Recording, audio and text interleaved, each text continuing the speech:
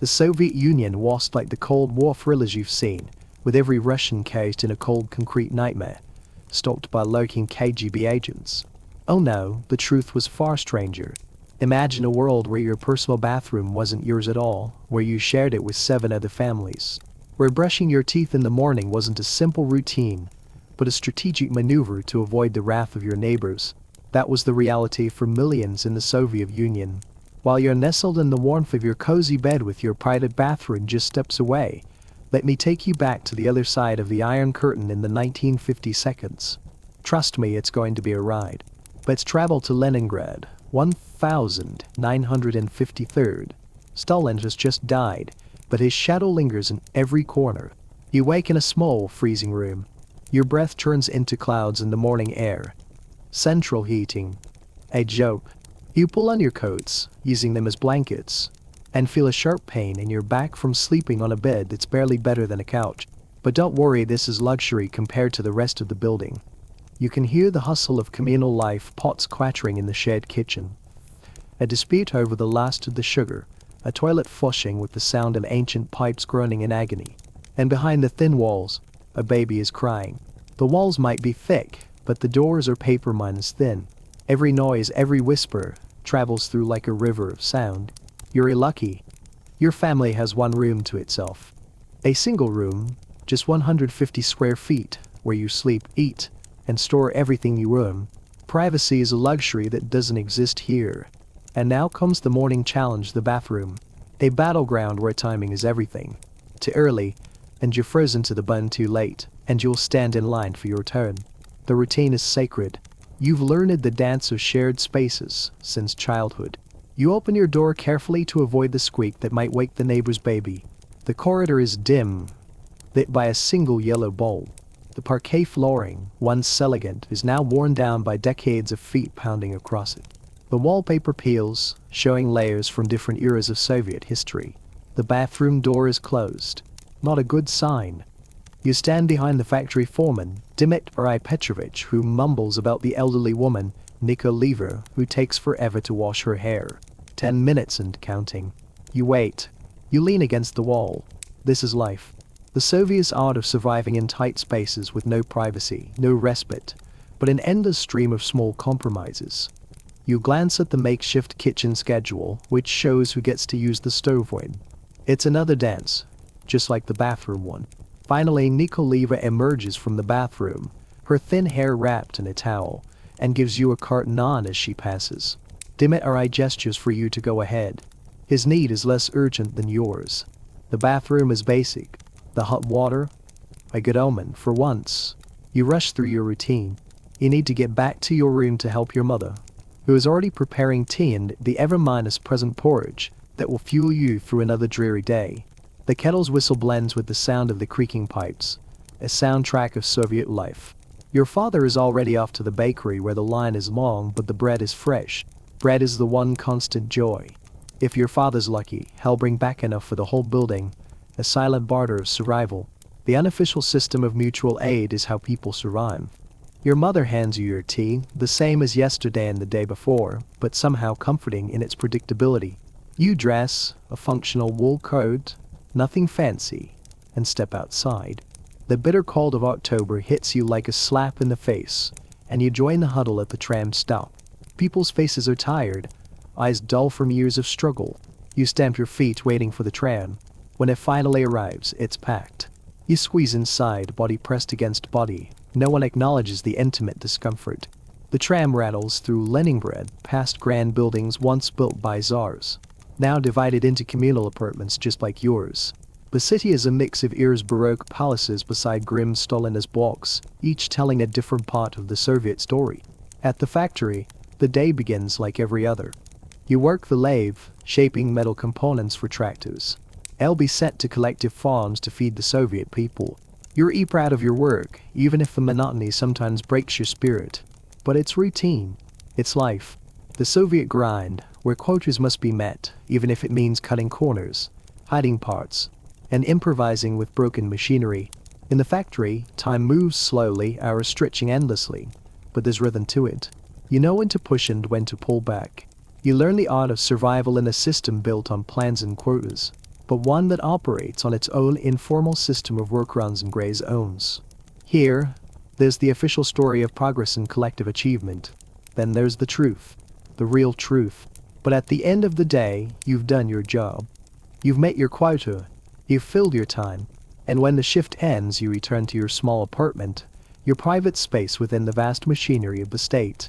The lights flicker on, and another day begins. This is life in Soviet Russia, where survival is found in the details and the small rebellions, the quiet adaptations, the shared moments of humanity in a system that tries to make everything mechanical. The Soviet Union wasn't built by monsters. It was built by people who convinced themselves they were doing what was necessary, what was right. But in the cracks, in the spaces between the rules, that's where life truly unfolded. Then in 1962, under Khrushchev, things are starting to change, albeit subtly. New apartments are offered, new freedoms in the form of small privileges like privacy, genuine privacy, are becoming a reality for some. Natasha, a young woman now navigating adulthood, begins to understand that the Soviet dream isn't as clear-cut as the posters make it out to be. It's a complex dance between the system's promises and its flaws. But what can one person do, other than survive? So she does. Just like the millions who came before and after her, she survives, and she remembers, because that's what you do in a world that sometimes tries to forget you. And if you keep listening, keep watching, you'll understand what it means to survive within the machine and how history is written not by the victors, but by the everyday lives that quietly persist despite it all. As the years slip by, the Soviet Union marches on, and so does Natasha's life. By 1975, the winds of change are blowing, though imperceptibly. The system, once brimming with revolutionary zeal, has slowed, its energy dissipating into what many are now calling stagnation. But for Natasha, it's another chapter in her journey, a journey marked by small victories and quiet rebellions against the system that shaped her. In the kitchen of her Moscow apartment, she prepares a simple dinner. The space is modest, just enough for her to feel the weight of a life lived within the prescribed framework. Yet there's something undeniably personal about it now. Years of Soviet living have carved their marks on the walls. From the standard Soviet-issued furniture to the cherished photographs of family holidays and work-related celebrations. Her apartment, much like her life, feels lived in a space where routine and rebellion exist side by side. The radio hums softly in the background, providing another soundtrack to the evening. The familiar voice of the announcer, providing the same news shows heard every day for years: industry news, state achievements, and a celebration of Soviet might. But tonight, the hum is interrupted by a ring on her telephone, a rare moment of contact that pulls her out of the cocoon of her daily life. It's Olga, her longtime friend, now a doctor working in a clinic in the city. "Are you still coming to the movie tonight?" she asks. Natasha's answer is immediate. "Of course I wouldn't miss it. They're going to see The White Sun of the Desert, a Soviet film that has become an icon of its time. An Eastern set in the tumultuous days of the Russian Civil War. It's a film that blends adventure, comedy, and patriotic themes into a single, digestible package." Natasha, as generation raised on these films, watches with a blend of appreciation and quiet recognition of their place in Soviet culture. She puts down the phone, adjusts her modest Soviet-issued attire, simple but functional, and heads out to the cinema. The streets are damp with the evening's drizzle, the usual gray Moscow sky pressing down on the city like a weight. Yet, there's still beauty in the way the lights reflect off the wet pavement, in the way people move through the city with purpose, all on their own little paths toward fleeting moments of joy. The metro is, as it's always been, a model of Soviet engineering and efficiency, though with a surreal beauty. The stations are lavishly decorated, mosaics and sculptures that tell a story of Soviet triumphs. Despite the daily grind of work and bureaucracy, his space is made for the people feel like a quiet rebellion against the utilitarianism that governs so much of Soviet life. Inside the cinema, a different world takes shape. The audience murmurs, settling into their seats, adjusting their coats, a shared quiet anticipation. The film starts, and for a while, Natasha is swept away into the narrative of Soviet glory, of comradeship, of the hero battling overwhelming odds in the vast deserts of Central Asia. It's a film they all know by heart, but tonight, it's more than just entertainment. It's a form of bonding, a moment to step out of the rigid world of work and home and into a collective fantasy. When the film ends, Natasha and Olga head to a small cafe, one of the few places in the city where people can gather to talk freely without worrying about surveillance or prying eyes. The conversation shifts between the film, their work, and their lives, but always with an undercurrent of shared understanding. There's something unspoken between them, a kind of quiet rebellion against the system's limitations, the small defiance of the controlled narrative that governs their lives. "Have you heard the rumors?"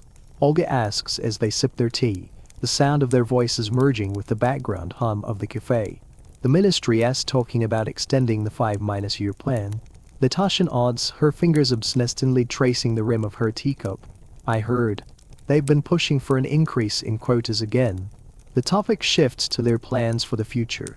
They discuss the possibilities that might open up for Natasha. She's been working as an engineer, climbing the ranks, finding a way within the system to navigate its demands. The conversation is calm, but Natasha's mind races. She's been accepted into the advanced training program. It's an opportunity that could take her further in her career, possibly even open doors to new possibilities. But there's a catch. The system demands something more from her. It's not enough to simply be competent, she must also be visible, politically engaged. The new supervisor at the factory has already suggested she lead one of the upcoming political education sessions on technical innovation in service to socialist construction. It's the price of progress, the unspoken cost of climbing the ladder in a system where every move is watched. Later that evening, Natasha returns to her apartment, the buzz of the cafe still in her head. The simplicity of her evening stands in stark contrast to the complexity of the life she's lived. As she sits in her chair, reading a book that reflects the ever-present tension of Soviet life where ideology and reality are often miles apart, she can't help but think of the future. It's coming slowly, quietly, but it's coming. And while she doesn't know exactly what it will look like, she knows she'll navigate it, just as she's navigated the past.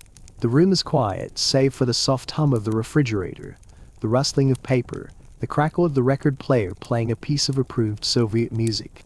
Natasha, like so many others in the Soviet Union, has learned how to exist within the system, to carve out spaces where personal meaning can be found within the collective framework.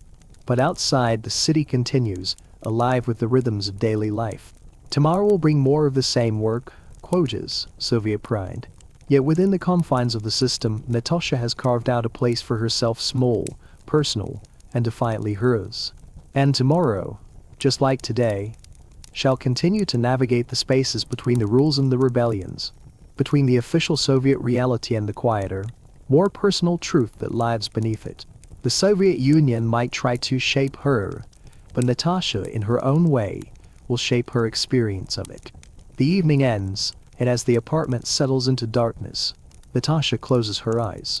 Tomorrow will come, and with it, another day of survival, adaptation, and perhaps even small acts of rebellion against the machine. But for now, there's just the quiet of the night, and the comforting, familiar rhythm of a life that continues, ever onward within the vast experiment that is Soviet life. The Soviet Union continues its slow march through the 1980 seconds, and with it, Natasha's life continues to unfold. By 1985, as Mikhail Gorbachev steps onto the stage, the winds of change are finally stirring, albeit faintly. Natasha, now 33, reflects on the years that have passed, years that have shaped her into someone both part of the system and separate from it. The familiar Soviet routine remains. Another morning, another day in the life of an engineer. Natasha wakes to the sound of her alarm clock. The apartment, now worn with age, still feels like home. The furniture remains unchanged, Soviet-issued but functional. The small kitchen, now stocked with the familiar staples of Soviet living, serves as the heart of her home. A quiet breakfast, some tea, a bowl of buckwheat porridge, and the gentle hum of the refrigerator in the background. But the world outside has shifted, and so has Natasha's role within it. Her job at the research facility in Moscow has kept her busy, but the landscape of her work has changed. Gorbachev's reforms, glasnost and perestroika are slowly loosening the iron grip that has defined Soviet life for decades. In her workplace, the conversations have become a little more open, a little less constrained.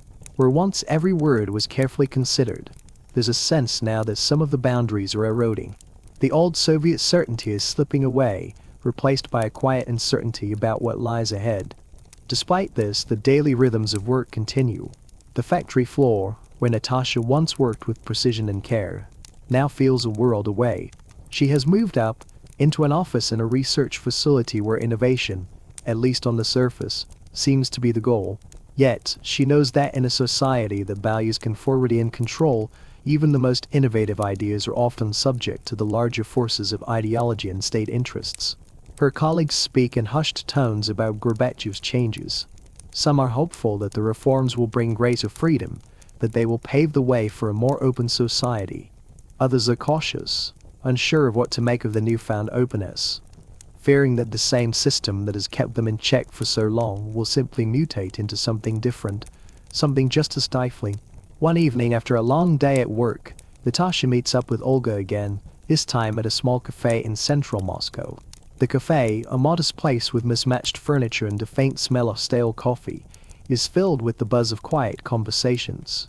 The patrons are mostly workers and professionals, their voices low but filled with the tension of the moment. "Have you heard?" Olga leans in, her voice barely above a whisper. They're talking about the possibility of real elections. Natasha's eyes widen. The word elections in the Soviet context carries weight, carries history. Elections have always been a formality, a ritual with preordained outcomes. But the possibility, just the possibility that they might become something real, something more than a formality, sends a shiver down her spine. "I don't know," Natasha replies, trying to sound nonchalant. "It's too early to tell. Maybe it's just talk." But deep down, she feels a quiet hope, a flicker of change that refuses to be fully extinguished. She looks around at the other patrons, wondering how many of them share the same unspoken thoughts. How many of them long for something different, something more than the suffocating grip of the system that has defined their lives for so long. The conversation drifts from politics to more personal matters, but Natasha can't shake the feeling that things are changing. Slowly, imperceptibly, but changing nonetheless. She talks about her work, about her small apartment, about the challenges of navigating life in a system that is beginning to show cracks in its foundation. "You know, I've been thinking," Olga says after a long pause. "Maybe it's time to think about what's next. I don't mean just work, I mean everything. The system, the future. It's all up in the air right now. Do we just wait for things to unfold, or do we push for more?" Natasha isn't sure how to respond. For years, she has existed within the confines of the system, carving out a life for herself. She has pushed and pulled, bent the rules without breaking them, lived with the quiet contradiction between the official Soviet narrative and the reality of her existence. The idea of pushing for more, of truly challenging the system, of rejecting the safety of conformity seems impossible.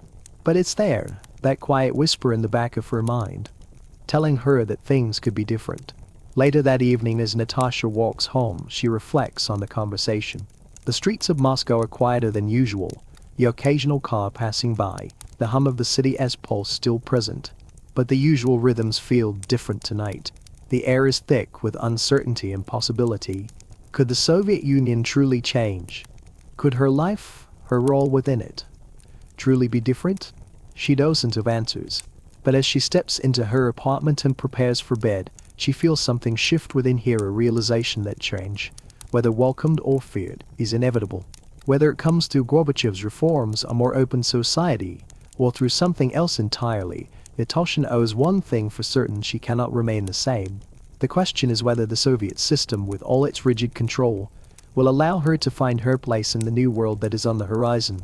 As she lies in bed, the sounds of the city outside fading into the night, Natasha feels a sense of quiet anticipation.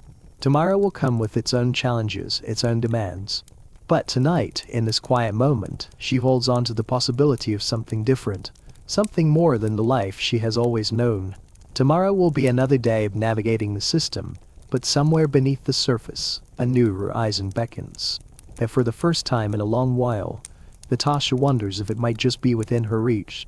As the years slip by, Natasha's world continues to evolve in unexpected ways. It's 1996, and the winds of change, though still subtle, are blowing stronger.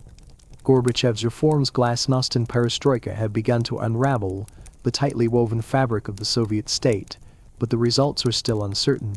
Natasha feels the ripple effects of these reforms in both her personal life and her work. At the Research Institute, things are different. The openness Gorbachev promised is slowly making its way into daily life. But it's not the sweeping transformation some had hoped for. There are still whispers, guarded discussions in the hallways, cautious debates at lunch.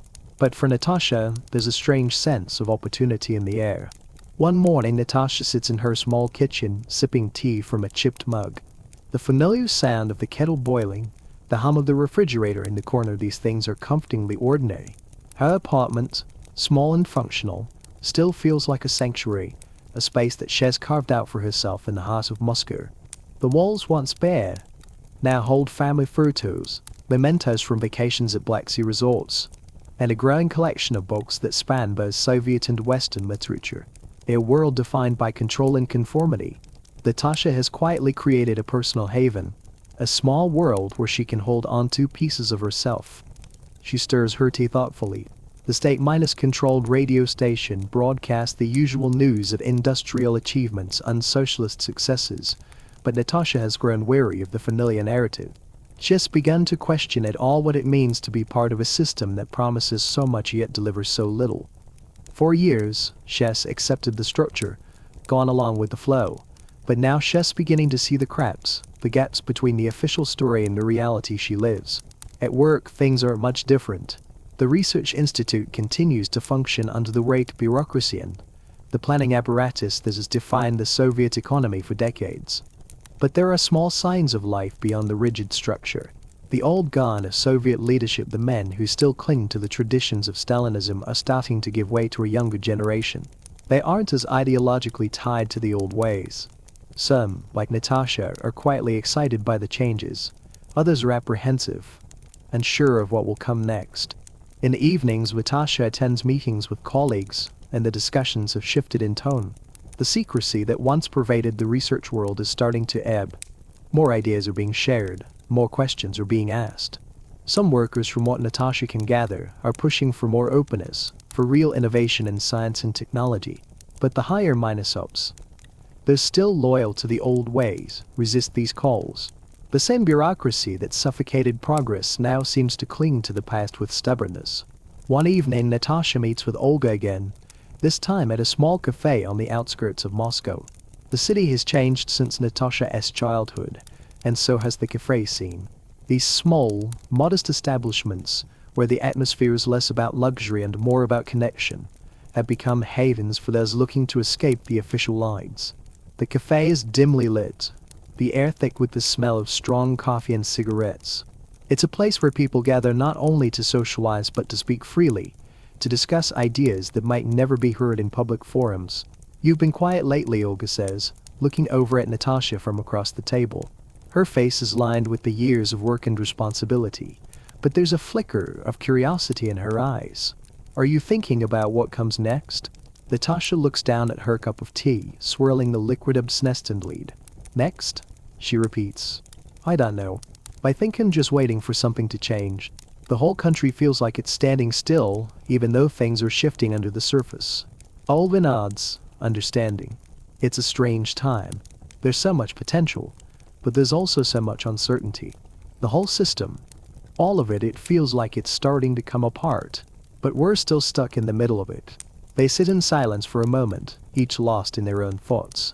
Natasha knows Olga's right. The promise of change is everywhere, but it's still unclear how far it will go. Gorbachev's reforms have breathed new life into the Soviet system, but the system itself is fighting back. The bureaucracy still dominates. The old leadership still holds sway, and the gap between the official narrative and the lived experience of the people continues to grow. "I've been thinking," Olga continues, breaking the silence. "Maybe it's time to push for more. Push for real change. The system can't be reformed from within, it needs to be challenged." Natasha looks up, surprised. "Challenged? How? We've been following the rules for so long. It's all we know. And even if we did challenge it, what would that mean for us?" Olga leans in, her voice slow as if speaking in confidence. "I don't know. But maybe it's time to step outside the system. The party's grip on us, on everything, it's starting to loosen. I don't think we'll ever see true freedom unless we break free from it. Natasha's heart beats a little faster. The idea of breaking free, of stepping outside the rules she's lived by for so long, seems both thrilling and terrifying. She has spent years quietly accepting the limits of her world, content with small victories and small rebellions. But now as Olga speaks, she feels a spark of something new, something dangerous. What do you think? Natasha asks, her voice barely above a whisper. I think we need to stop waiting for someone else to change things for us, Olga replies. We need to start making our own decisions. The time for small rebellions is over. We need to go big. Natasha is back in her chair, her mind racing. The conversation lingers in the air between them, thick with possibility. She isn't sure what the future holds, but for the first time in years, she feels like she might have a say in it. As the evening winds down and they prepare to leave, Natasha walks with Olga through the streets of Moscow, their footsteps echoing in the quiet night. The city seems to stretch on forever, its vastness echoing the uncertainty of the times. But for Natasha, the future feels different now. It no longer seems like a distant, unchangeable thing. It feels like something she can shape. She's not sure where this path will lead, but as the cold wind brushes against her face, she feels a sense of excitement, of possibility. The Soviet Union may be an empire of control, but even in the cracks, something is stirring. And for the first time in a long while, Natasha wonders if it's possible to find freedom within it. The rest of the evening is spent in contemplation. Tomorrow will be another day of navigating the shifting political landscape, but tonight, Natasha allows herself the luxury of dreaming of a different world. A world where she is not just a cog in the machine, but someone who can shape the future. By 1989, Natasha's world has changed beyond recognition. The winds of history are blowing fiercely now, and the Soviet Union, which has defined her entire life, is on the brink of collapse. Gorbachev's reforms have led to a degree of openness never seen before in the country. Yet, despite the new freedoms, Natasha feels a growing sense of uncertainty, as if she's living in the eye of a storm where calm precedes a force too powerful to understand. At work, the research institute feels different. The bureaucratic layers are thinning, but in their place is an atmosphere of anxiety. The rules, which once defined every corner of life, are no longer so rigid, yet the lack of direction feels disorienting. Every department is struggling to adjust to this new, more open system, yet it's unclear what exactly they are working toward. Official ideology seems to have lost its grip, but no one knows what will take its place. It's as though the country is waiting for something and no one is sure what that something is. Natasha's daily routine, once the backbone of her life, now feels almost irrelevant. The factory shifts she supervises at the new Moscow plant still follow the same basic rhythm. Machines hum, quotas loom, and workers go about their tasks with stoic efficiency, but there's a difference. People are beginning to speak more freely in the halls. Casual conversations are more open, more candid. Ideas that once would have been whispered behind closed doors are now discussed openly. But along with this new openness comes uncertainty. The bureaucracy that Natasha once relied on to keep things moving has become unreliable. Supplies are erratic, deadlines are missed, and the old certainty that everything would get done in the way it always had seems to be slipping away. The system that sustained her life for so long is crumbling, and nobody seems to know what to replace it with. Some people cling to the old ways, hoping for a return to stability, while others see this as their chance for something new. In the evenings, Natasha still gathers with friends, but the conversations have shifted. People aren't just talking about work anymore, they're talking about the future. There's a new undercurrent of fear, excitement, and confusion. Olga, now a successful doctor, tells Natasha that she's considering applying for a visa to leave the country. Her desire for change has reached a point where she no longer feels she can contribute within the system. But Natasha isn't ready to leave. She's not sure if it's because she's afraid of what life would be like outside the Soviet Union, or because she still believes in the potential of the changes happening, even if she doesn't fully understand them. On one particularly cold evening in December 1989, Natasha stands on her small balcony, watching the lights of Moscow flicker in the distance. The streets are quiet, as they always are at this hour. She breathes in deeply, the chill of the air burning her lungs. It lets out a long sigh. The Soviet Union is coming apart at the seams. She can feel it in her bones. The Berlin Wall has just fallen. and rumors of reform are spreading like wildfire. The world is changing faster than she can keep up. She wonders what it would be like to wake up in a world where the constraints of the Soviet system no longer exist. What would it mean to live in a country where you could speak your mind freely without fear of retribution? Where you could go to a store and find what you need without waiting in line for hours, hoping anything will be available? Where you could make your own choices about the future, without the weight of state-sponsored ideology pressing down on you? She shakes her head. The future feels like a promise but also a terrifying unknown. There's a part of her that is afraid of what might come after the collapse. Afraid of the instability that could come with the freedom that everyone is talking about. The Soviet Union might be flawed, but it's the only system she's ever known. It's the only system anyone has ever known. At work the next day, the tension is palpable. The workers at the Moscow factory are still expected to meet their quotas, still expected to maintain the same level of production, but no one is certain about what's next. The factory managers, once sure of the path forward, are now scrambling to figure out how to stay competitive in a world where the rules of the game are being rewritten every day. And at the Research Institute, the project deadlines are slipping further behind. No one knows what the future holds, but everyone is bracing for it.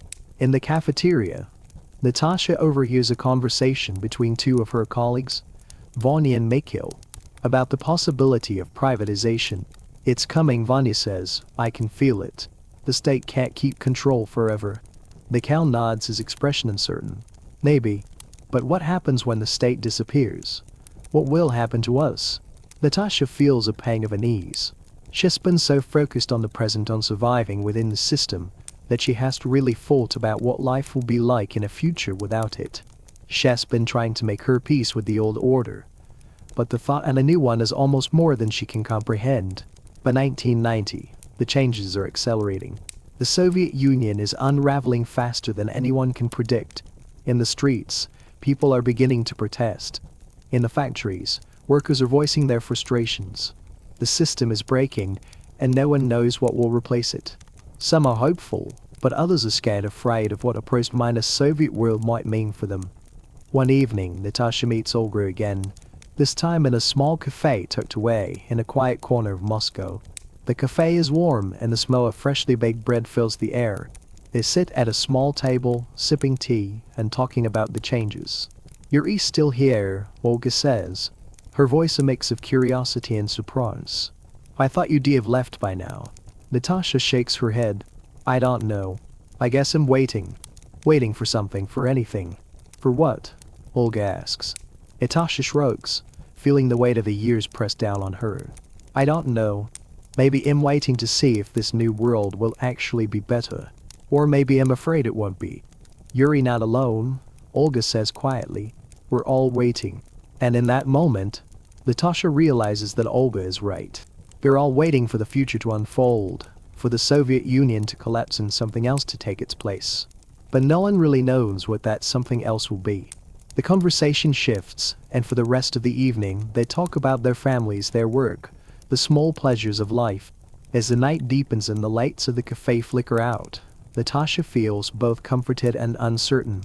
The future is coming, but it's still a mystery, one that she can't escape, no matter how hard she tries. As she walks back to her apartment, the streets of Moscow seem both familiar and alien, as if they're already transforming into something else. The Soviet system, the one that has defined Natasha's life, is slipping away, leaving her with only questions and the hope that whatever comes next will be something worth waiting for. The story of Natasha and the changes she's witnessed, her quiet transformation, is the story of a generation that stood at the precipice of something new. A generation that lived through the fall of the Soviet Union, the rise of a new Russia, and the complex, unpredictable world that followed. But for Natasha, like for so many others, that future is still a mystery, one that she can only approach step by uncertain step. As the years progress, Natasha's world continues to shift, morphing under the pressures of change. By 1991, the Soviet Union, this monumental force that what shaped every facet of her existence, is officially dissolved. The news hits Moscow like a thunderclap, but for many, it feels less like the sudden end of an era and more like the slow decay of something already crumbling from within. The factory where Natasha works, once a reliable cog in the Soviet industrial machine, now seems both precarious and liberated. The bureaucratic routines are still in place, but they've started to fray at the edges. Production quotas, the lifeblood of Soviet industry, have been loosened. Yet new expectations, new challenges, and new players emerge, many with no ties to the old system. The workers in her section talk about the shift. Some are hopeful, speaking of new opportunities in a more free market system, while others are wary. They've seen the promises of the past, the rhetoric of progress, and now they're unsure what to believe. Natasha hears rumblings about privatization, about the promise of private ownership, and the potential for workers to take control of their own production. But as much as the idea seems enticing, the practical reality is uncertain. What will become of the old factories, the old jobs? What will happen to those who were once guaranteed work by the state? At home, the changes are no less dramatic. The small, functional Soviet apartment that Natasha once called hers is beginning to feel like a relic of the past. The economy has begun to open up, and consumer goods once barely available are now flooding the markets, albeit at higher prices. But with these changes come new frustrations. Inflation is rampant, and the streets are filled with people searching for goods they can't afford or that simply aren't available anymore. The queues, once a ubiquitous feature of Soviet life, are now a strange memory, but they've been replaced by an uncertain economy that makes it hard to predict the future. Natasha's apartment, now a small but well-kept place with personal touches, feels increasingly isolated. Gone are the communal meetings, the familiar discussions of life under the old system, the sense of shared struggle. Now people are forced to navigate a world where the rules aren't written in stone but are constantly shifting.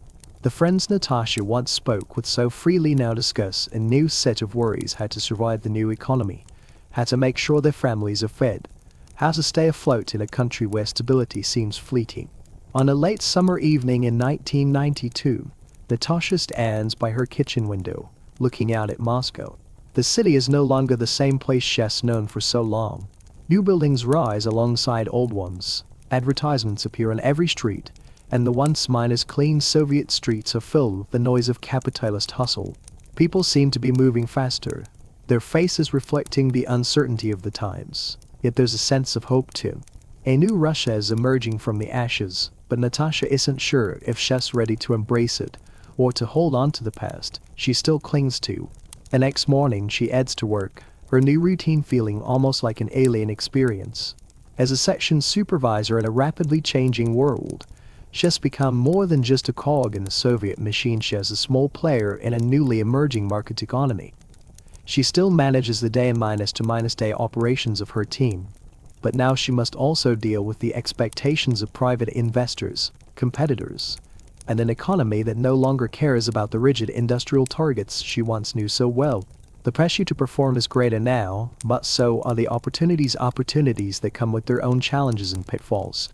As Natasha walks through the factory, passing the old machines and workers who have stayed on through the uncertainty, she can't help but wonder what the future holds.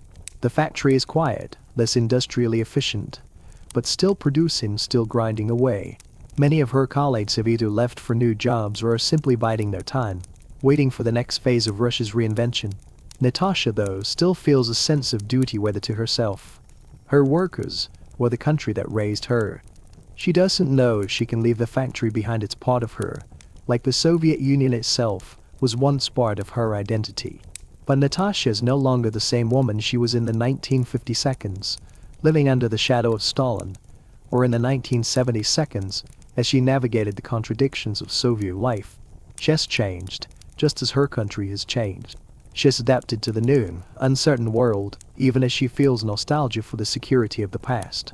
And like so many others, she's learned that survival isn't about holding on to the past, but about moving forward, adapting, growing, and finding a way to exist in a world that no longer fits neatly into the ideological frameworks of old.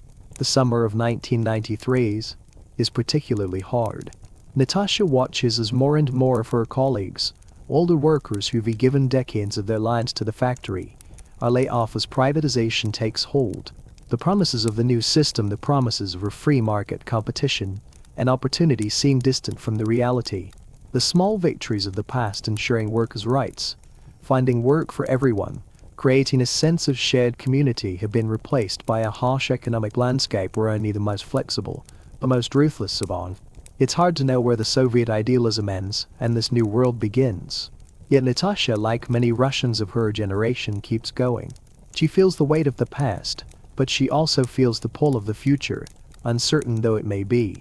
Natasha watches as her colleagues either leave for opportunities in the new economy or stay, hoping for some small piece of what they once had. Natasha has decided what her future holds yet. But for the first time in her life, she feels like she has a choice. She's not just following the system anymore, she's shaping her own way. And in this turbulent time of transition, as Russia finds itself reborn yet unsteady, Natasha too is in a process of reinvention. The old Soviet Union may have crumbled, but Natasha's story, like the stories of millions of others, is still unfolding. The path ahead is unclear, but for the first time in her life, Natasha owns she's free to carve her own future, to decide where she belongs in this new world.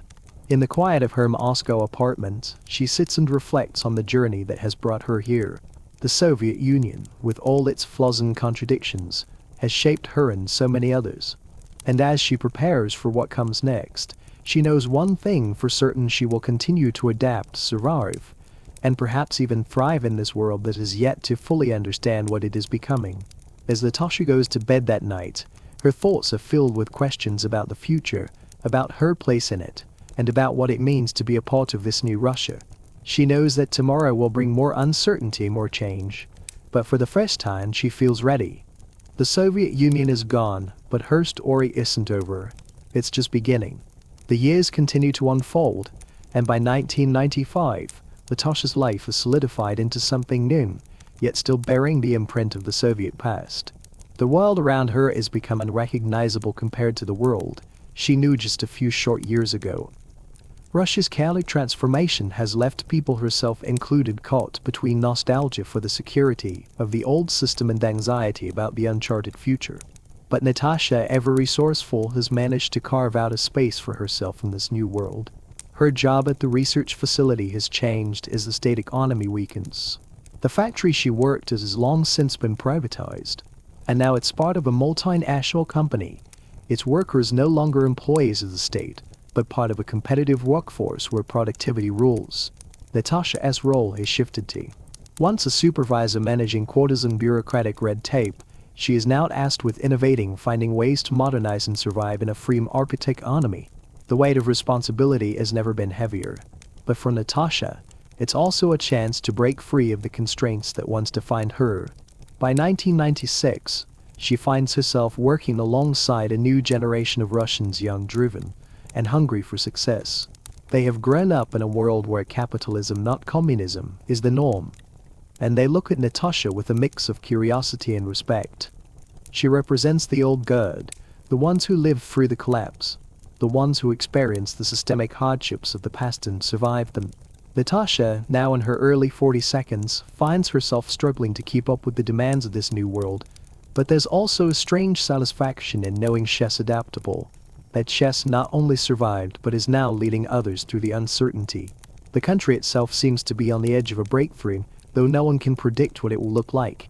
The Russian government, now led by Boris Yeltsin, is struggling with economic turmoil. Privatization is well underway, but the wealth gap has exploded, and the new oligarchs are grabbing control of industry while the majority of citizens are left to cope with rising inflation and unemployment. Natasha, like many others, feels like she's riding the wave of change, unsure of whether she'll be swept under or come out the other side stronger. At home, Natasha's small apartment has become a symbol of her own reinvention. It's modest but homey, filled with the familiar Soviet furniture she's grown accustomed to, along with small additions: a second-hand couch, a few art prints from a flea market, and a new television that she never had the chance to buy under the old regime. Life is more unpredictable now, but there's a sense of personal freedom that Natasha has never known. She can shop for goods, travel when she needs to, and make decisions for herself in a way she never could have under the Soviet system. But there's a certain loneliness that comes with this new freedom. Natasha no longer shares a communal life with others, and the connections that once formed the fabric of daily existence have become more fragmented, more transactional. Her friendships have changed too. The friends she once had, her old colleagues, her comrades, are now scattered, some working in the private sector, others starting their own businesses. and a few still struggling to find their place in this new world. Natasha has made new connections with people who are just as uncertain as she is about the future. But at least they share the experience of navigating the unknown together. But despite the uncertainty, Natasha has found solace in small moments. Sunday mornings when the weather is nice, she enjoys walking through the city, past the grand communist-era buildings, to the parks where she can escape the hustle and bustle. These walks remind her that, despite the many changes, there are parts of her world that have remained constant: the rhythm of the city, the seasons, the sky, and the people. Moscow is changing and Russia is evolving, but she has managed to preserve a piece of her old self. In 1997, Natasha gets a surprise. She's invited to join an international conference in Paris on the future of Russian industry. It's the first time in her life that she will travel outside of the former Soviet Union. The invitation feels like a rite of passage, a recognition that she is not just a survivor of the past, but a participant in the global stage of the future. As she prepares for the trip, she feels both excited and anxious. The world is opening up to her in ways she never imagined when she was a young girl in the cramped, cold rooms of a Soviet communal apartment. Arriving in Paris, Natasha is awestruck by the vibrant city, by the freedom and vitality that fills the streets. The French, so accustomed to their own history and political struggles, are now watching Russia with a mixture of curiosity and caution. Natasha stands in the heart of the city, absorbing it all: the architecture, the people, the food, and the culture. But there's a quiet part of her that wonders if she truly belongs. In the heart of Paris, she realizes how far Russia has yet to go, how many hurdles remain before it can truly join the world on equal terms. The conference, though enlightening, is a reminder of just how far the new Russia still has to go. The discussions on industrial modernization, market reforms, and the global economy feel both ambitious and daunting. Natasha, a product of the Soviet era, still finds herself grappling with the notion of competition, capitalism, and personal success. But in Paris, surrounded by others who share her desire for progress, she begins to feel a sense of belonging, not just as a representative of the old Soviet Union, but as a member of the global community that is being built right before her eyes. By the time Natasha returns to Moscow, the political and economic landscape has shifted again. Yeltsin's reforms continue, and the country is inching toward greater integration with the global economy, but it's still unclear what that future will look like. For Natasha, it's clear that the Russia she knew is gone, and the future she faces will require both adaptability and resolve. Back in her small apartment in Moscow, Natasha reflects on how far she's come. The Soviet Union is a distant memory, and yet the lessons she learned from its survival, perseverance, and adaptation remain deeply ingrained in her. She's not the same person who once lived in a communal room, brushing her teeth in the shared bathroom, but she has carried something of that world with her into the new Russia. As the years continue to pass, Natasha grows older, but she's never stopped moving forward. The story of her life is one of reinvention, resilience, and above all, adaptability. The past may have shaped her, but it is the future that she now chooses. And as the world around her continues to change, Natasha will continue to find her place within it, ever evolving, ever learning, ever surviving. By 2005, Natasha is 45, and Russia has changed in ways she never could have imagined back when she first walked through the streets of Paris. The city she now calls home is a mix of the old and new, as is her own life. Moscow's skyline has been transformed by glass skyscrapers, international businesses, and luxury apartments. But beyond the shiny exteriors, the legacy of the past still lingers in the hearts and minds of the people, especially those like Natasha, who have lived through the upheavals of the past. The world around her has become more connected, and the global economy is now deeply intertwined with Russia's future. Natasha's work at the Research Institute has evolved into something closer to what she once dreamed of. As a young woman in an influential position in the growing field of technological innovation, she has a team of engineers and scientists under her supervision, working on projects that will shape the future of Russia's industries. Yet, even in this new era, Natasha still struggles with the remnants of the old system, the lingering sense of control, the reliance on bureaucracy, and the constant tension between the ideal and the reality. Her personal life, too, reflects the complexities of the modern Russian experience. Natasha is still unmarried, though she has had relationships along the way. But Chess never quite found the same kind of stability she once had as a young woman, when the system provided a clear structure, even if it was one she chafed against. The relationships Chess had have always been complicated, affected by the instability that has come with Russia's transformation. Her friendships with her colleagues, once deeply meaningful, have become more transactional, as everyone focuses on their careers and the pressures of modern life. Yet there's something about Natasha that has always remained unchanged: her ability to adapt. Over the years, Chess witnessed the rise and fall of oligarchs, the entrance of foreign corporations, and the reshaping of Russian society under Vladimir Putin's reign. But Chess survived it all. The country, like her, has been forced to reinvent itself, but the process is never as clean or simple as it seems. For Natasha, the future is still unclear, but she feels that the lessons she learned in the Soviet Union are just as relevant today as they were in the days of the collective. One thing that has shifted, however, is the sense of freedom that comes with the changes of Russian society. Though the government still controls many aspects of life, there's a greater sense of individual agency now. Natasha is free to make her own choices: where she works, how she lives, what she buys, without the constant fear of surveillance or repression. The freedom is intoxicating, but it's also unnerving. The certainty of the old system has been replaced by the uncertainty of the new. Yet Natasha continues to find a way to navigate this space, relying on her ability to survive, to persevere, and to adapt. Her mornings have changed too. She wakes up in her own apartment, no longer sharing a communal room with other families. The apartment is simple but comfortable. Her kitchen, though small, is a place where she can finally enjoy the privacy she never had before. Natasha has created a life for herself that reflects her success in navigating the complexities of post-Soviet Russia, one that balances both her professional ambitions and her personal desires.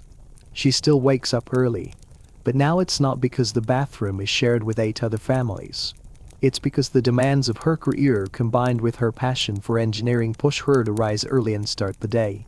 Her work life too has taken on a different rhythm. The research institute where she now works is at the forefront of technological advancements in Russia. It's funded by both the state and private enterprises, a mix of the old Soviet structure and the new capitalist forces that have transformed the country. Natasha leads a team of engineers and researchers working on cutting-edge projects, some of which are even internationally recognized. The work is exciting, challenging, and fulfilling, but it's also demanding. The new Russia is full of competition, and Natasha feels the pressure to keep her team ahead of the curve. Yet even with the challenges she faces, Natasha finds time for herself. She enjoys the small pleasures of life in the new Russia: trips to the newly revitalized cultural centers in Moscow, visits to art galleries, and an occasional trip to the countryside. She's learned that life is no longer about just surviving, it's about finding joy in the spaces that still exist, no matter how small. Her friends, while scattered and busy with their own lives, still remain a core part of her existence. The informal gatherings, the shared moments of connection, continue to be a vital source of support in her life. These gatherings are no longer as frequent, but they carry a deep sense of meaning. Natasha feels that, despite the whirlwind changes happening around her, the ties that bind people, friendship, family, shared history, are what truly sustain her.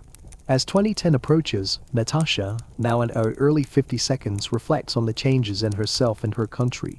Russia's transition has been long and painful, but there are moments when she sees how far the country has come. The space program that once seemed like a far-off dream has turned into a source of pride. The economy, though still uneven, is moving forward in new directions. The people, for all the hardships they've endured, have shown a remarkable resilience.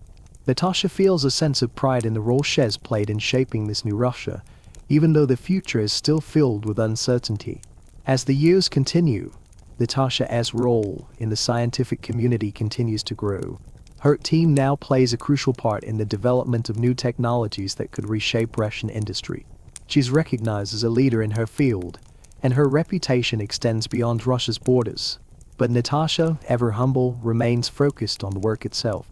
The sense of achievement she feels comes not from titles or accolades, but from the knowledge that she is contributing to something greater than herself, a future where Russia has the chance to create a new path for itself, one that honors its past but embraces the possibilities of the future.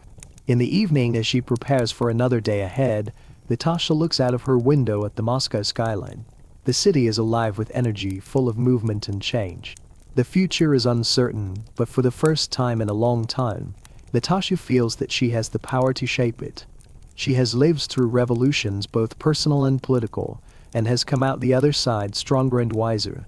Her journey, like Russia's, is far from over, but she knows one thing for certain: whatever happens next, she will face it head-on, with the same determination and resilience that have carried her through all these years. By 2020, Natasha is 60 years old. The city of Moscow has changed once again, but so has Natasha, though in ways that are perhaps less visible.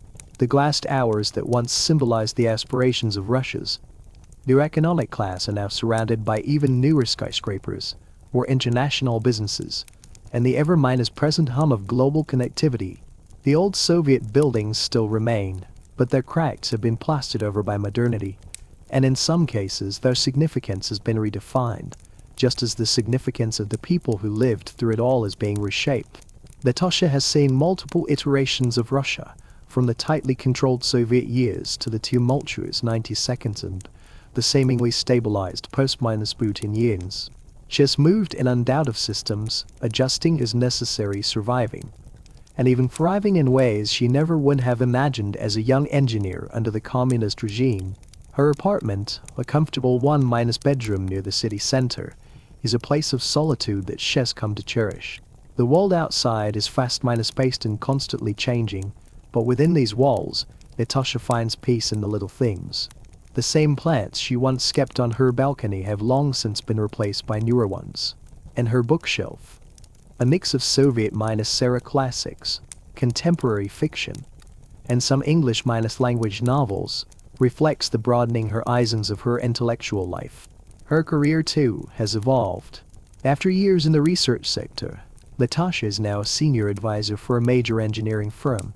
The projects she works on are global in scale, focusing on everything from infrastructure development to sustainable energy solutions, all while navigating the complexities of an ever-changing Russia. At work, she is no longer just the diligent engineer making the machines run. She now mentors younger engineers, many of whom are eager to break free from the legacies of Soviet-era bureaucracy and embrace the innovative spirit that has started to take hold in Russia's modern economy. She spends time traveling to conferences, lecturing on Russia's technological evolution, and engaging in intellectual exchanges with colleagues from all over the world. Yet, the Russian Natasha navigates now is less about the state's control and more about the scramble for economic dominance on the global stage. Capitalism, now firmly entrenched, has reshaped much of the country as priorities, but Natasha still carries with her the resilient spirit of survival that defined her in the years of the Soviet Union. The quiet evenings in her apartment are sometimes broken by calls from friends or former colleagues, asking her for advice, or simply reconnecting after years apart. She enjoys these conversations, especially with her old friend Olga, who now works as a professor of literature. Olga's children have grown, one working in technology and the other pursuing a career in the arts. Natasha has watched these young people chart their own courses, free of the heavy ideological constraints that defined her own youth, but often burdened by the weight of uncertainty about the future. Still, Natasha feels a quiet satisfaction in knowing that the future is more open to them than it ever was for her generation. Her life, in its own quiet way, is a testament to how much can be done in a world where change never seems to stop. But even with all her accomplishments, Natasha is never quite removed from the Soviet past. It lingers in the background of her thoughts, a constant reminder of the system that shaped her into who she is. It's present in her understanding of bureaucracy, in her awareness of how far Russia has come and how far it still has to go. Her long, steady rise from the cramped communal apartments of Leningrad to her work as an engineer, and now as a respected senior advisor in Moscow, has given her a unique perspective on the country's transformation.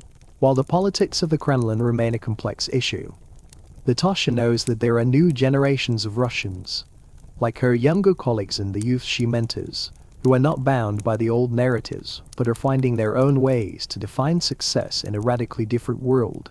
Her relationships, like the city itself, are a mix of the old and the new.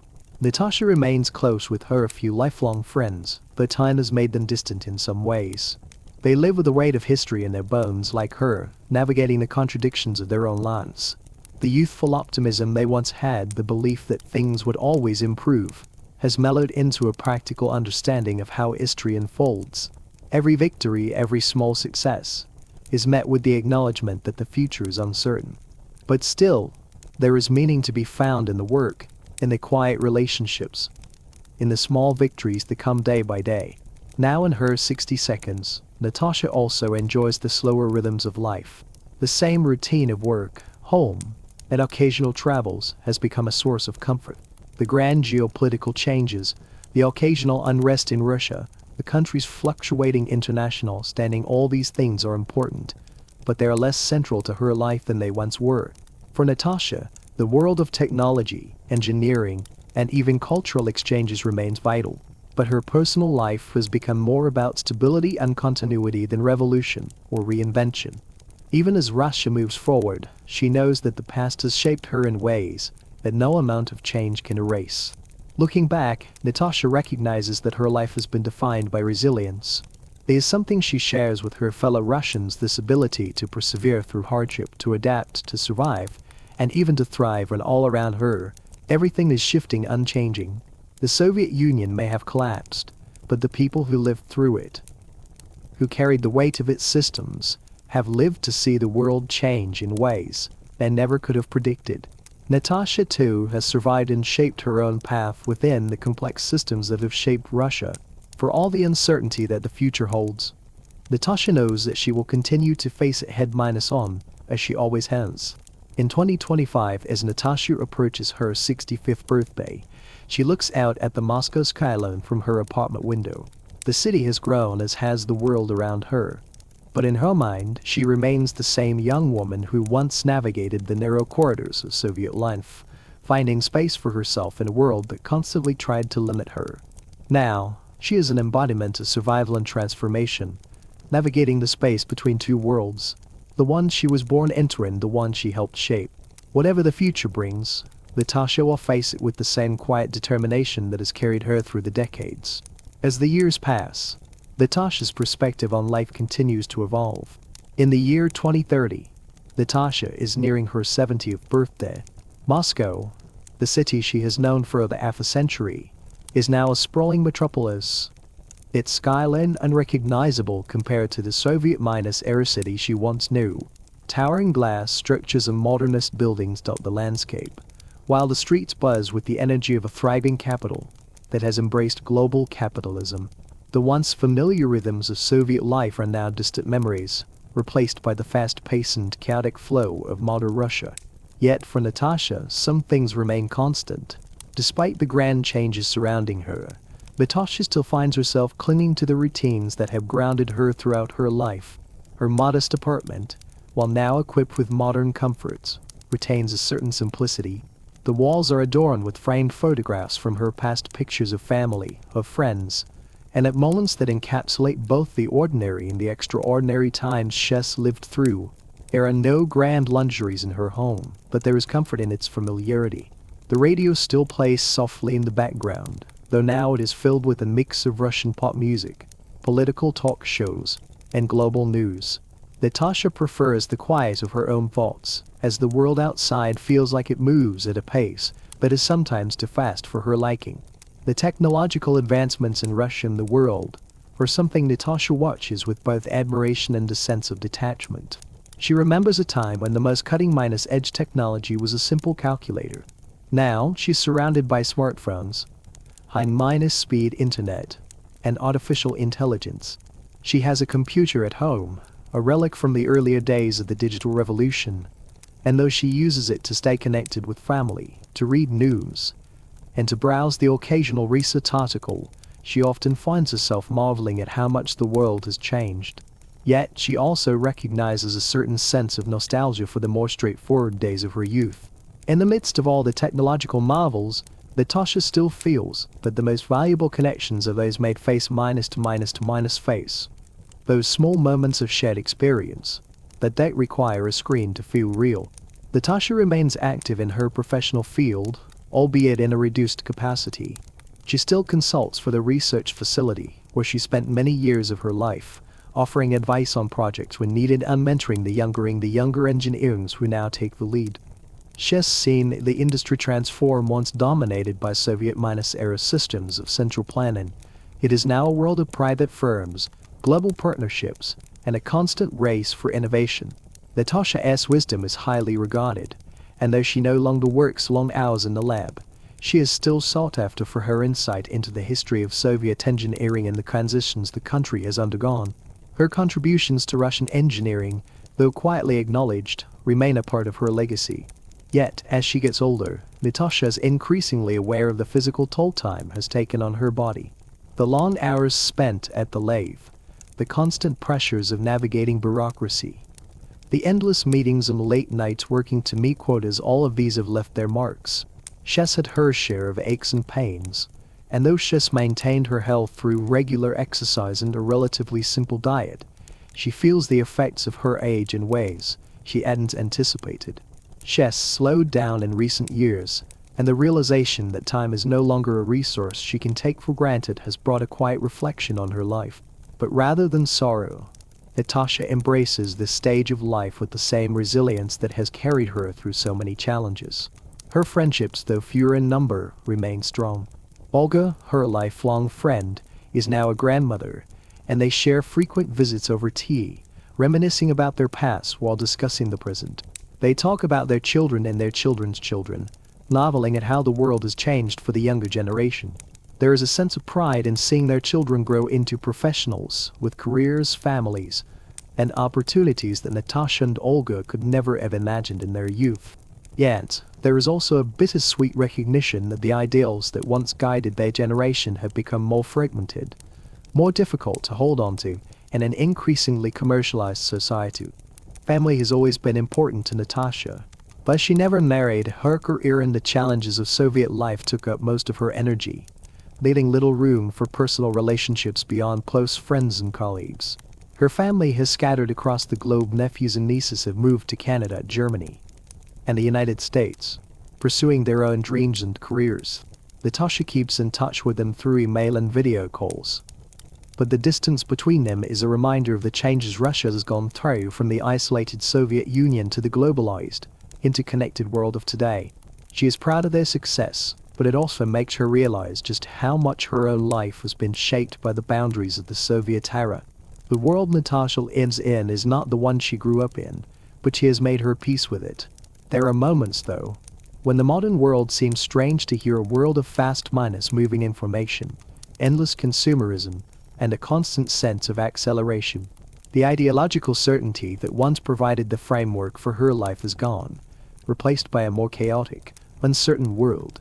And yet, Natasha has learned that there are always spaces to carve out meaning, even in times of change.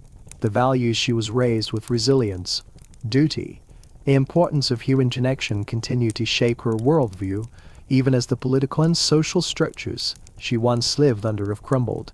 As she enters her 70s, Natasha looks to the future with a sense of acceptance. She's proud of what she has accomplished, grateful for the people who have been part of her life, and at peace with the knowledge that her journey is far from over. While the world around her continues to change, she has learned that the most enduring things are not the systems or the ideologies, but the relationships, the small acts of kindness, and the quiet moments of reflection that shape a life. The Soviet Union may no longer exist, but Natasha's legacy is etched in the lives of those she has influenced, those who will carry her lessons into the future. She knows now that history is not just something written in textbooks or inscribed in monuments, but something lived, experienced, and passed on in the stories we tell and the lives we shape. And Natasha's story, though it may no longer be one of revolution or the building of a new world, is one of survival, adaptation, and quiet dignity in a world that has constantly shifted beneath her feet. In 2030, Natasha's life in Moscow continues to unfold in the quiet rhythm of her daily routines, but she also finds herself drawn to the changes unfolding in Russian society. The shifting tides of politics and economics, once distant and abstract, now feel personal. As she grows older, she reflects on the dramatic transformations she has lived through: the collapse of the Soviet Union, the rise of a market economy, and the evolution of Russia's place in the world. One of the most striking changes is the increasingly visible divide between the old Soviet generation and the younger ones who have grown up in a new Russia. These young people full of ambition and hope are often unaware of the struggles and limitations that define Natasha's generation. They speak about the past with a sense of detachment, if not outright curiosity. The ideals of collectivism, the state-run enterprises, and of a unified national identity seem distant to them, overshadowed by the glittering promises of capitalism and global connection. In many ways, Natasha feels like an observer of her own history. She listens as her young colleagues discuss their futures, often with excitement and confidence. The opportunities available to them are a world apart from the restrictions she once faced. But there's something about the certainty in their voices, the assumption that everything will always move forward, that unsettles her. She remembers a time when certainty, too, was promised when the future seemed written, carved out by ideologies that now feel foreign. Yet, for Natasha, the changes don't just belong to the younger generation. As Moscow has opened up to the world, the city has also embraced its complex history. The grand monuments of Stalin's era still stand, albeit now often seen through a different lens, as symbols of a past both admired and condemned. There are still murals celebrating Soviet achievements in factories and schools, but there is also a growing recognition of the darker aspects of that era: the purges, the forced labor, the years of repression. Moscow's streets, once full of the quiet resignation that marked Soviet life, now pulse with energy. There is a buzz in the air, a tangible sense of possibility, but also a rising sense of inequality. Natasha walks the streets of Moscow with a mix of awe and weariness. She watches the new skyscrapers, the international brands and glossy shopping malls, and the younger people who seem to be living in a world of their own, disconnected from the history that she knows intimately. She can't deny that there is a certain relief in this new, freer world.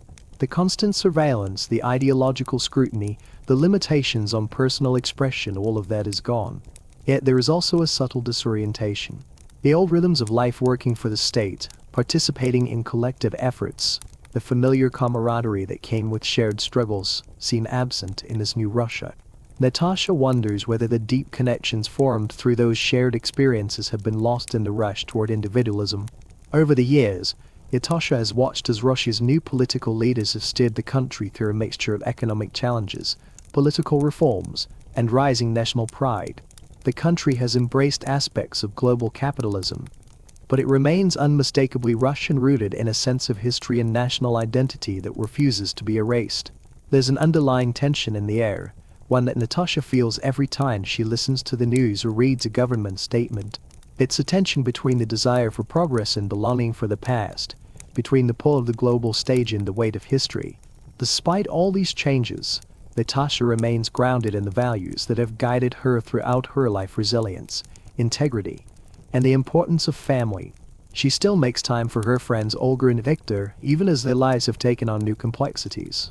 They discuss everything from the latest political developments to personal reflections on aging and identity. They remember the past with both fondness and pain, sharing stories about their youth in Sovietosha, about the ways they adapted to the changes, and about what they've learned along the way. But Natasha's life is not just a reflection of the past. She also finds herself engaged in small acts of defiance, not against the government, but against the quiet erosion of personal values. She continues to fight for the things that matter most to her: honesty, loyalty, and the freedom to live life on her own terms. In her work, she mentors the younger generation, passing on the knowledge she gained over decades, teaching them not just the technical aspects of engineering, but the importance of thoughtful, ethical practice in their work. She tells them stories, subtle lessons woven into the fabric of everyday life, reminding them that while the world may be changing around them, the human experience remains constant. At home, she spends more time reflecting on her life. Her apartment feels more like a sanctuary now, a quiet place where the outside world's noise doesn't intrude. She has begun writing notes, reflections, and stories about her life, both the triumphs and the struggles. She writes about the Soviet years, about the years following the collapse, and about the new Russia, trying to make sense of the incredible transformation she has witnessed. She knows that her story, like many others, is one that will eventually fade from memory. But in these private moments, as she writes, she preserves a piece of the past that is as much a part of her as the present. Natasha's journey continues, not with the fervor of revolution or the excitement of youthful discovery, but with the quiet determination of someone who has learned to navigate through uncertainty. The world around her may be ever minus changing, but within her, there remains a steady core of resilience, an understanding that no matter how much the external world shifts, there are aspects of the human experience that remain constant. She has survived through it all, through war, revolution, stagnation, and now the whirlwind of change, and in doing so, she has found a peace within herself that transcends the shifting tides of history. In 2030, as Natasha reflects on her life and her place in a rapidly changing world, she understands that the future is always uncertain. But she also knows that, through all the chaos, the most important thing is to remain true to oneself, to find meaning in the small, personal victories, and to always remember the connections that bind us together, whether in the shared struggles of the past or in the small, quiet moments of human connection in the present. She's not a relic of the Soviet past, nor is she fully part of the new Russia. She is something in between, a witness to history, a keeper of memory, and a woman who has learned to navigate the ever-minus changing landscape of life with grace, dignity, and unwavering determination. As the years unfold into 2035, Natasha's Moscow apartment feels more like a museum of her own life, a life woven into the very fabric of Russian history. The once stark walls now bear the weight of memories, photographs, books, and the quiet hum of accumulated years. Natasha, now in her 42nd, stands at the crossroads of her own personal history and the evolving nation around her. In many ways, she has seen it all, from the collapse of an empire to the slow and uncertain rise of a new one. But as much as Natasha is a part of this story, she has also become an observer, reflecting on how far both she and Russia have come, and how much more there is left to learn. She often finds herself walking through the streets of Moscow, the city that has changed almost beyond recognition since the Soviet years. The once ubiquitous grey blocks of Khrushchev buildings have given way to more modern structures, some gleaming in glass and steel, others tired but functional. Moscow's skyline, once dominated by the spires of Soviet edifices, now tells the story of capitals and metros. Yet, as she walks, Natasha still catches glimpses of the old Russia, the faded posters of Lenin in forgotten corners, the statues of workers with clenched fists, the occasional call of Gorky Park on the radio. It's a city that lives in the past and the present, like Natasha herself. Her work continues at the research facility, though her role has shifted over the years. She's now a senior engineer, respected by younger colleagues who ask for her advice, not just on technical matters but on navigating the complex world that is now Russia. They sometimes ask about her experience growing up in Soviet times. Has she made it through the hardships of collective living, of daily uncertainty, of surviving in a world that had its own rule swirlers that few could change? Natasha smiles when they ask. She tells them the stories, but not with the sense of nostalgia that they might expect. She speaks of survival, of adaptation, and of the quiet strength that comes with enduring a system built on contradictions. There's a new energy in the air in the research facility. The younger generation of engineers is enthusiastic, eager to make their mark in the world. They talk excitedly about their projects, the potential of Russia to lead in fields like artificial intelligence, space exploration, and green technology. For Natasha, the optimism is both heartening and bittersweet. She knows that progress, while inevitable, comes at a cost. She sees the rapid pace of change, the shifting priorities, and sometimes the erosion of values she holds dear, the sense of community, the quiet dignity of hard work, the idea of a collective good. She has also noticed the growing gaps between the rich and the poor, the new elite and the struggling masses. The bustling streets of Moscow are filled with shoppers, some carrying designer bags, others burdened by their economic realities. It's an era of contradictions, just as the Soviet years were, but the nature of the contradictions has changed. Now, it is no longer about ideological control, but about financial success and the promises of an increasingly market-driven society. Yet Natasha, who has always been attuned to the undercurrents of life, senses that something important is missing from this new narrative. In her personal life, Natasha has also experienced a shift. She's no longer the young, hopeful woman of the 1970s, full of dreams of a better tomorrow. Now, she is a woman who has learned to balance the weight of history with the demands of the present. She remains close to her family, especially her aging parents, who have seen it all. They share stories of their own youth when they too fought for a better life, when they saw the hopes and dreams of their generation shatter and reform. Natasha now understands them in a way she never did before. She also knows that their generation has come to terms with their past, their sacrifices, and their choices. And in her own way, Natasha is doing the same. She finds peace in small, everyday things: an afternoon tea with Olga, a quiet evening listening to the radio, a walk through Moscow's parks. The simple joys that can only be appreciated when you've lived through an era of upheaval. She has become a keeper of stories, a holder of history. When her colleagues ask about her experiences, she tells them that not in a way that invites pity or romanticism. Instead, she speaks of resilience, of the strength it took to survive, and of the lessons learned from a life lived in a system that both shaped and confined her. At home, Natasha continues to document her thoughts, writing in journals that now span decades. She reflects on the changes in Russia and in her own life. Her writing is not just about the past, it is also about the future. She writes about the challenges Russia faces today, about the need for balance in a world of rapid change. She writes about the importance of remembering the past, not just as a series of events, but as a living memory that shapes the present and the future. As the years move on, Natasha's life feels like a thread weaving through the fabric of Russian history. She is not a famous figure, nor is she a revolutionary, but she is part of the story. Her journey is not just her own, it is the journey of millions of others who lived through the tumult of Soviet life, survived the fall of an empire, and now navigate the uncertain waters of a new era. In 2040, Natasha stands before the small desk in her apartment, looking out the window at the skyline of Moscow. The city has changed once again, and so has she.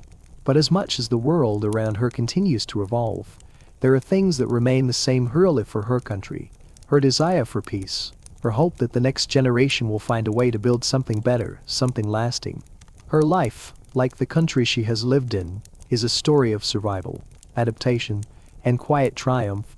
The future is uncertain, but Natasha knows one thing for sure: she will continue to navigate it, finding meaning in the small victories, the connections she holds dear, and the quiet resilience that has always defined her.